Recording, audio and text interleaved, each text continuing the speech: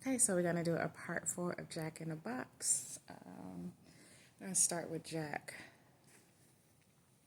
Jack sat at the office and he was just wondering if Marissa would ever call him, if she would ever just reach out. Excuse me, confirmation burp. Anyway, if she would ever reach out to him. He just sat there wondering. He just thought about how wonderful she looked, like she really looked good, despite knowing now that she just lost her brother. They were so close. He felt a sense of grief. Then he thought about it. He thought about looking her mother up. I mean, what could it hurt? So he went to back online and he looked her name up to see if he could find anything on her. And there she was. Her address. There was even a telephone number. Why was she so publicly listed? I mean, even though that's what he wanted, he just didn't feel right. But he decided to give it the number a call. He dialed the number.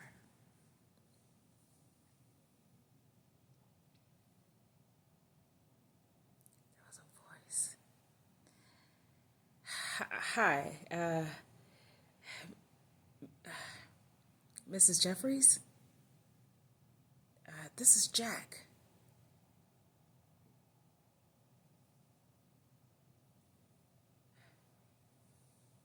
Mrs. Jeffries hung up on him.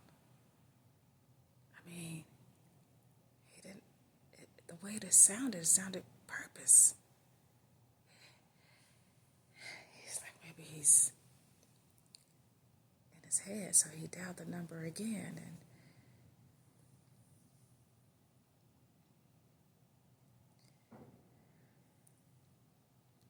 the phone just rang this time.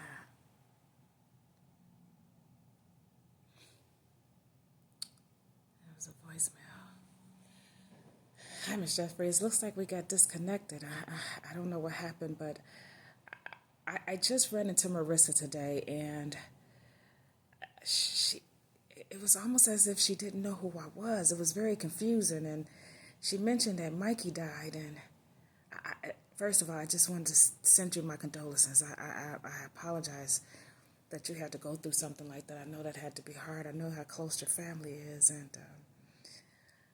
I just want to send you some flowers or possibly meet with you and take you out for some, maybe some lunch or something, or I don't know. I mean, this is my number, 776-282-1122. Just please give me a call. I would love to speak with you. All right, have a good one. He hangs up.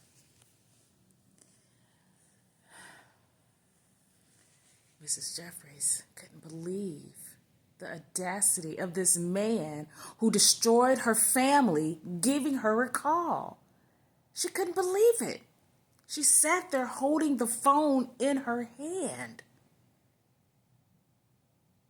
How dare him disrupt her while she was still grieving her son?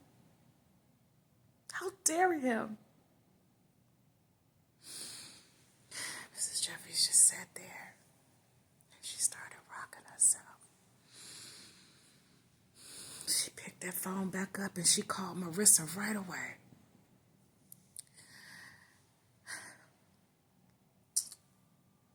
Marissa, this is your mother. How did that boy find me?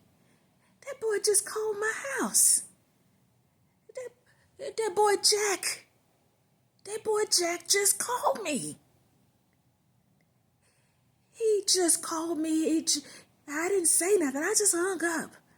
He told me who he was. He announced himself, and I hung up. And then he tried calling right back.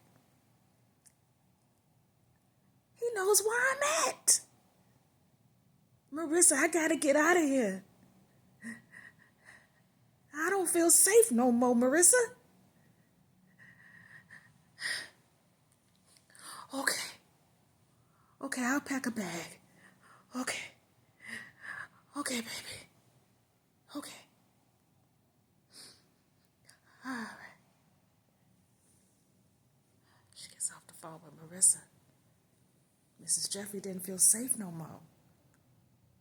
Jack ruined their lives. He came into their lives and destroyed every piece of it. She couldn't believe it. How did he find her? And then she thought about it. She left her number public. Oh, God. She made herself available for this murderer to find her.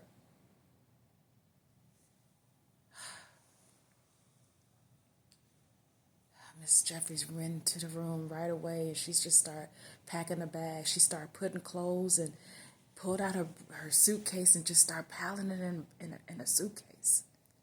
She rocked herself back and forth. She sat there for a moment and she pulled her son's picture off the dresser. And she just held it. Lord, my poor boy. He didn't deserve any of this. My poor boy. Oh, Lord, let me get out of here. She took his picture and put it in a suitcase with all her other clothes. And then she went into the bathroom and just started packing up her toothbrush and all of her self-care products. She just didn't feel safe no more, knowing that Jack was still in the world. He wasn't supposed to be here no more. How did he...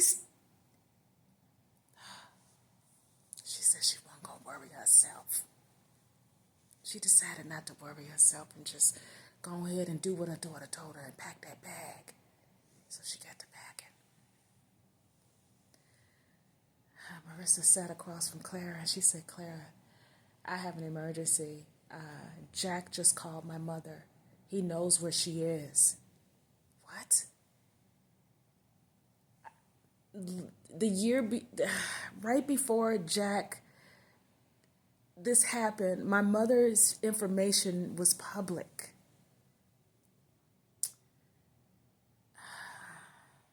I don't know. Her information is public in the white pages in Google. And I don't know what happened. He found her. Okay, I'll send a car over. I'll send a patrol car over to pick your mom up. No. I'm going to go pick my mother up. I'm on my way to her right now. Clara, thank you for... I hope that you mean what you're saying. I hope that you keep your word. I'm tired of the promises. Enough is enough. Clara said, yes, I understand. You have my word. So Marissa got up out of a chair and headed over to her mother's house. She gets over there in less than 15 minutes. And her mom was already packed, standing at the door, looking out the window. She was ready. So she went and grabbed her mom. She said, come on, Mom, let's go. Let's go right now. They headed right out. She took her mom to her house. Her house wasn't listed. She made sure of that. She's always been pretty private. But her mom had grandchildren, and she just always just felt like, what if they ever get lost? What if something happens to them? She was just trying to be a responsible grandmother. That's it. That's all she wanted to be. So she left her information public, so if anything had ever happened to her grandkids and they needed somebody to look up, they can always find her.